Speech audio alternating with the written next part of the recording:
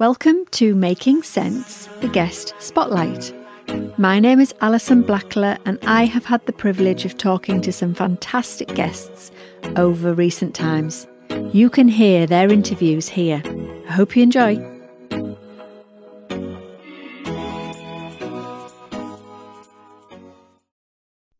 So I am delighted to have one of my favourite people back in on Making Sense, Denise Chilton. Welcome, Denise. Thank you for inviting me back. It's lovely to see you. Oh, it's brilliant. And last time we chatted quite a lot about relationships, didn't we? And this time I've been asked a few times by people to talk about imposter syndrome. And I thought, who better to bring in as an experienced coach, somebody who's got loads of really useful tips and things to talk about. So Denise, how would you describe imposter syndrome? I think that's a really interesting question because probably until quite recently, I had a different definition of imposter syndrome. And I think there's two things at play here. I think sometimes people get imposter syndrome mixed up with self-doubt. So when we take on a new project or take on something new or basically do something that we've never done before, we call it imposter syndrome. And I think what that really is self-doubt. It's a human condition. When we've never done something before, it's perfectly human and normal to feel anxious, nervous, uncertain. And I think it's really important for us to just highlight that fact that it is normal to have self-doubt, something new, where you're pushing yourself out of your comfort zone, and even something that you've done before, but you just suddenly feel a little nervous or a little doubt. And I think it's so important, isn't it? So many people think they have to be super confident all of the time. Yeah. So I think that's it. So I think the good news about imposter syndrome is only successful people tend to get it. And it's almost like, for me, it's like an internal script. So it's despite the fact that we've had lots of success, there's loads of evidence to show that we've done things like this in the past, or we've been promoted into a new job, or we've got a job. The imposter syndrome, how it shows up is very much, well, you don't deserve to be there, and what if this? And it's a very harsh, critical voice. And it's been helpful maybe in the past to kind of drive us, but then it's kind of gone into overdrive. So I think it's that harsh, critical voice that, despite all that success, is still telling us we should be better at this, or you're not good enough to be, or you'll get found out.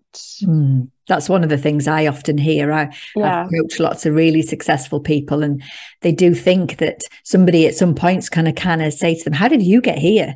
And they actually think that somebody is going to catch them out. Really interesting. Yeah, I had a client, and he was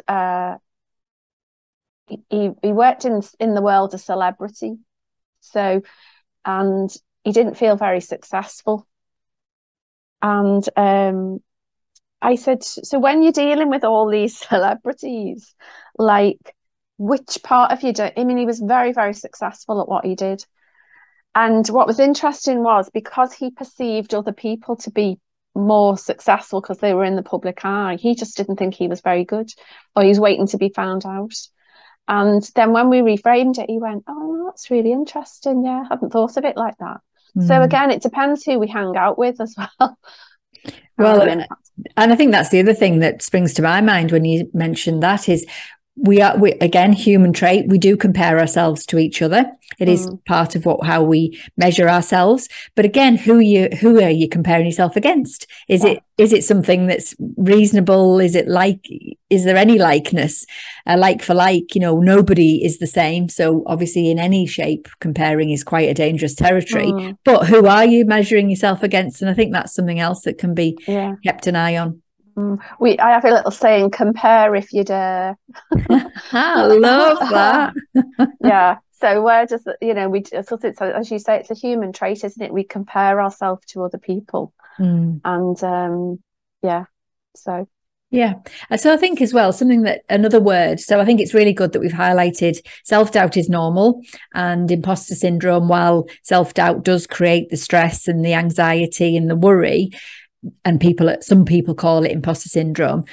Another word that I think gets mentioned a lot is perfection and perfectionism. And I think, imposter syndrome can creep in when people are never happy with their work.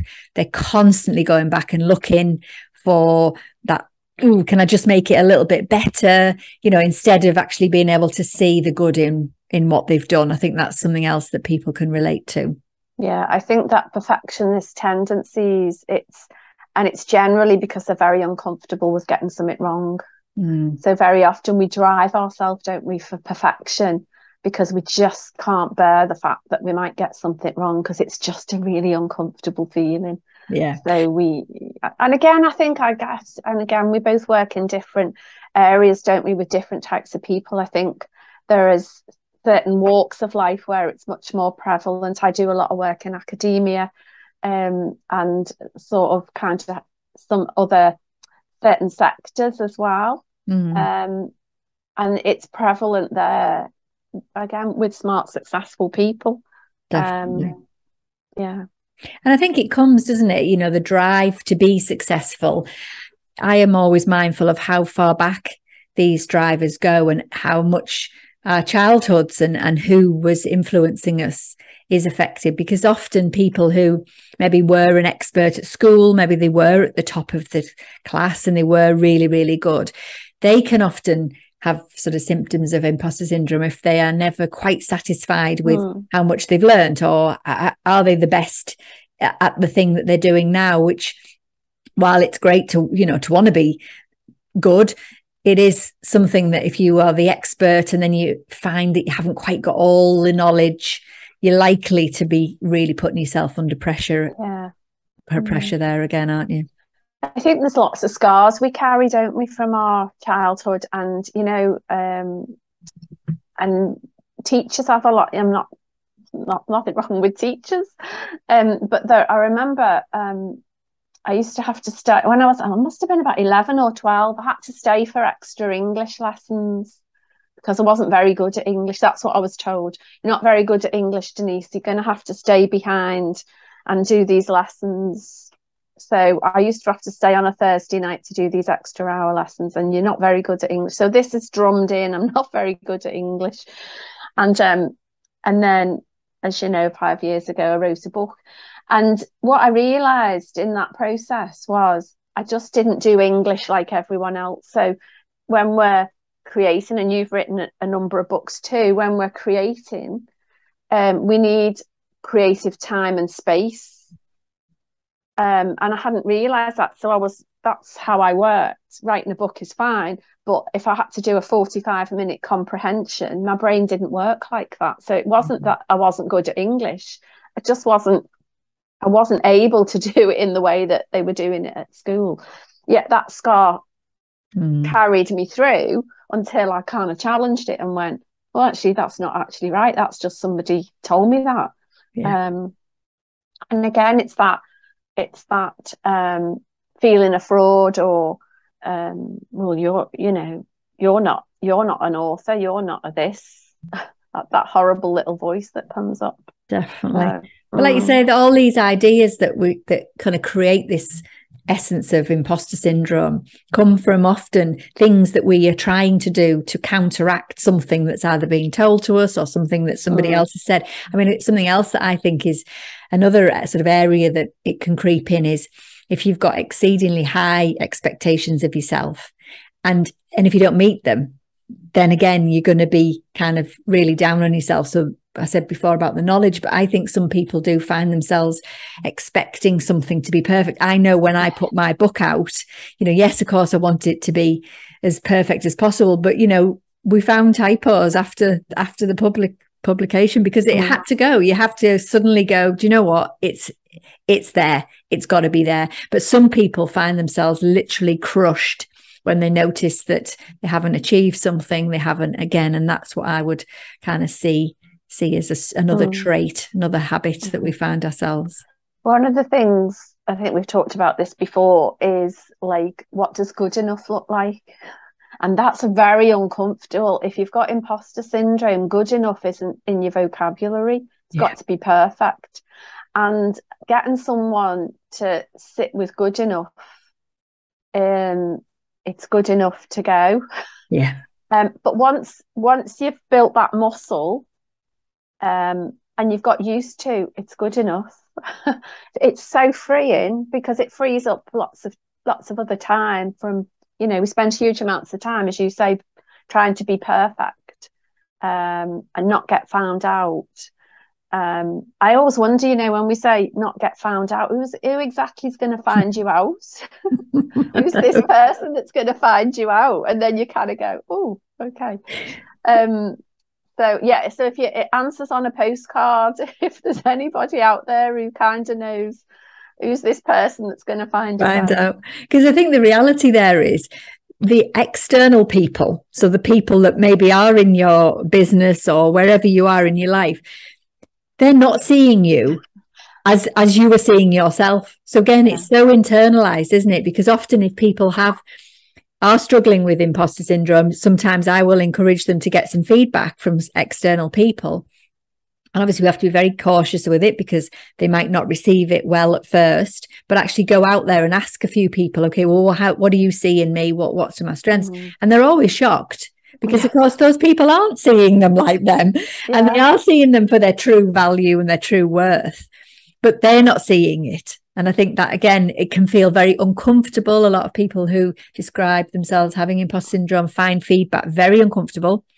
But obviously getting comfortable, going and seeking it first, and then finding a way to feel a little bit more comfortable with that feedback is also really important. And I think the good news is you can manage it and move it on, can't you?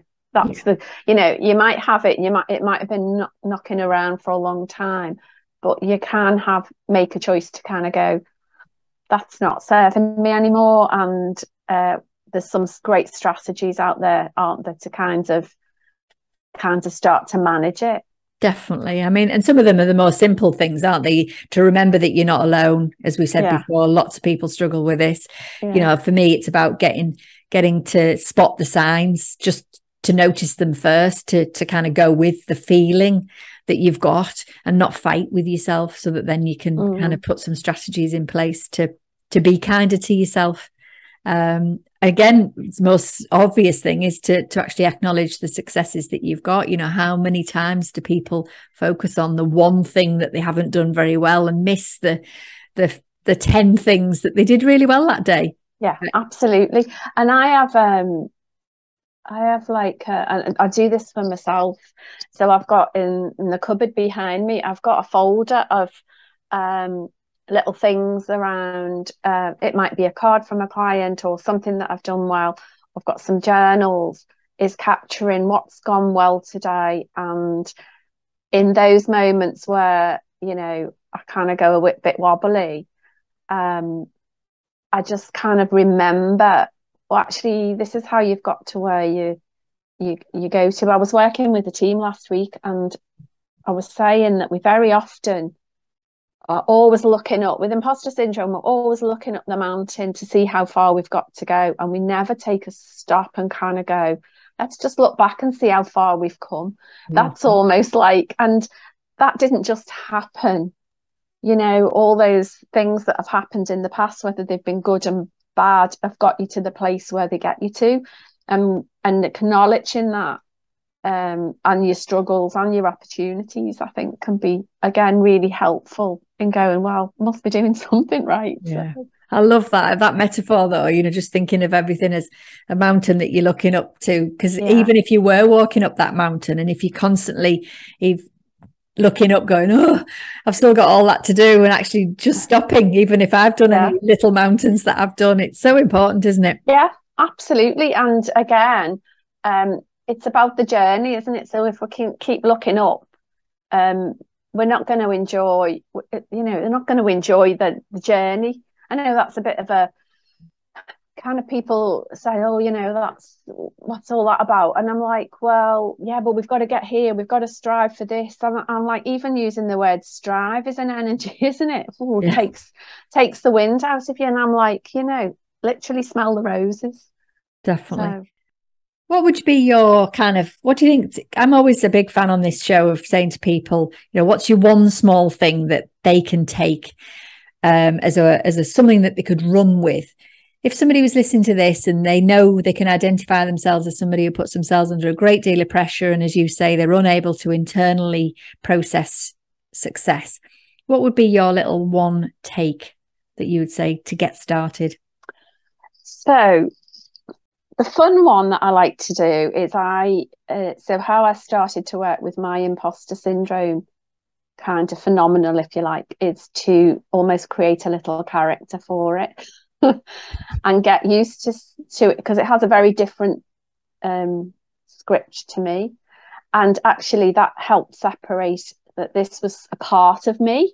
Nice. It wasn't all of me. It was a part of me that had possibly been helpful in the past or had learned something. So I think in terms of keeping it really simple, it was noticing when does my imposter syndrome come out? And what I learned was that it came out around a certain type of person, and being aware of that, and then choosing to decide whether I wanted to do, and I would treat that part of the imposter syndrome with compassion. You know, would you talk to yourself like your best friend, like you talk to yourself? I often say. Oh, so often. Yeah, absolutely. So for me, it's very much about kind of working with it and recognizing it, but actually listening to it, but then choosing to do something different. What about yours? I mean, it's funny because you've obviously reminded me, we did some work together, didn't we, many years ago, Denise? And I had, when you talk about characters, I remember working with you, and I had 4 little characters that were only allowed to come out with me if they were good and if they sat in the back of the car and put their seatbelts on. And, you know, while it sounds funny, sort of silly funny, it's so powerful, because that metaphor that I've got with those characters has stayed with me. And obviously you work with someone like, you know, you and I, often we're asked those kind of questions, but people can do it for themselves, can't they? They can just hear that voice, give it a little character, give it a little name if you want, anything, color, anything, just to give it a different kind, so you have a different kind of conversation. And I actually think, you know, I love that too. But I think one of the things that for me is always the first place is to just notice it, you know, literally. So maybe if you have got your little character, is to just notice it, that it's even there. It has to be our first kind of protocol for most of this stuff. Absolutely. And you know, our work is, I love it because it's grounded in science. Our brains are tricky, aren't they? It's the neuroscience of like, most of us don't know how our brains work, and actually when we do, we can then go, oh, that's why that happens. We've got an emotional part of our brain, and actually we just need to tweak it a bit. So all this stuff about, you know, creating characters, whereas it might sound a bit wacky, it is actually all grounded. All we're doing is working with the brain to help us manage ourselves and manage our minds in a different way. I mean, you're kind of the expert on this stuff. So I just think it's really important that, because people say, how does this coaching stuff work? And I'm like, do you really, have you got time to go into a science lesson? Yeah, but it can just quieten it down, can't it? It really can. You really can. You can literally quieten down, tell your mind to quieten down, to turn the volume down of this internal chatter, can't it? Oh, Denise, I knew you were the right person to bring in for a good old chat about imposter syndrome for this episode. I've loved having this conversation with you. Tell everyone where they can find you, because you are obviously a very experienced coach, and I'd love them to know where they can find you. Okay, so you can find me on my website, which is www.denisechilton.co.uk, and that's probably the first point to call. I am on Twitter, it's Denise Chilton. And so anything resonates, please feel free to reach out. Yeah, I'd love them to. Thank you so much for coming and sharing your knowledge and wisdom with us. Thanks, Alison.